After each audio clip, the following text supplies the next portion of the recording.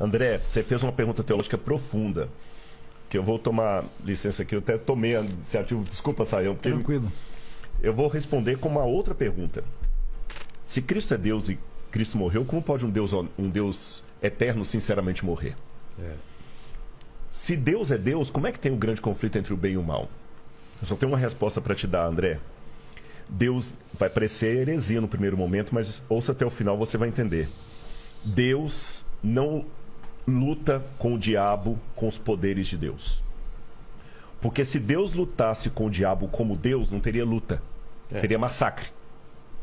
O próprio fato de ter um grande conflito entre o bem e o mal significa que Deus não luta com as armas de Deus. Ele luta com o caráter de Deus. Porque quando começou a rebelião no céu, que se estendeu para o planeta Terra, a grande acusação é que Deus era um déspota, que ele nos obrigava.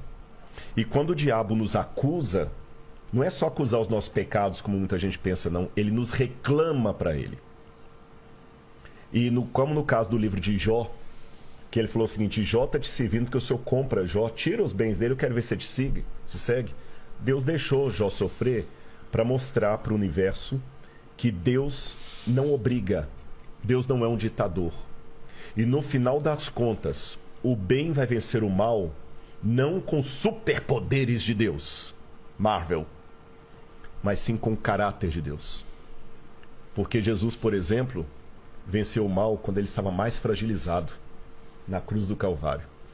E tem um texto, André, que você deve depois procurar a Bíblia para ler, Filipenses 2, verso 5, que para mim é uma das teologias, lembra que eu falei de cristologia, uma das mais bonitas, que é a teologia do esvaziamento. Paulo fala o seguinte: tenham em vocês o mesmo sentimento que houve também em Cristo Jesus. Porque ele, vivendo na forma de Deus, não ficou agarrado ao fato de ser Deus. Pelo contrário, a si mesmo ele se esvaziou. Aí no grego tem uma palavra que é gnosis, assumindo a forma de servo, vindo viver entre nós, e como servo tendo morte e morte de cruz. Aí o texto continua dizendo: por isso o Pai o exaltou sobremaneira. Ele deu um nome que está acima de todo nome. Quando eu li isso a primeira vez, eu falei assim: peraí, parece que os testemunhos de Jeová tem um ponto aqui. Porque se Jesus é Deus, por que o Pai tem que dar um nome para ele acima de todo nome se ele já tem?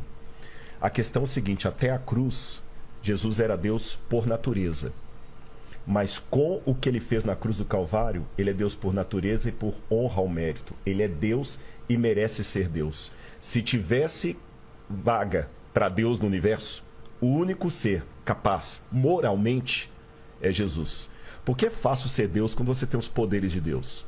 Mas manter a nobridade, o caráter de Deus, quando você está temporariamente destituído daquela glória, é que é a questão. E ele venceu com a fraqueza. Ele venceu com o caráter. Ele não venceu o diabo jogando raiozinho. E aquele fogo de enxofre que vai vir consumir os ímpios no final, não é Deus mandando raiozinho ali, brincando, não. Ele se afastando, respeitando a decisão que eles tomaram. Que aí eles vão enfrentar a ausência absoluta de Deus.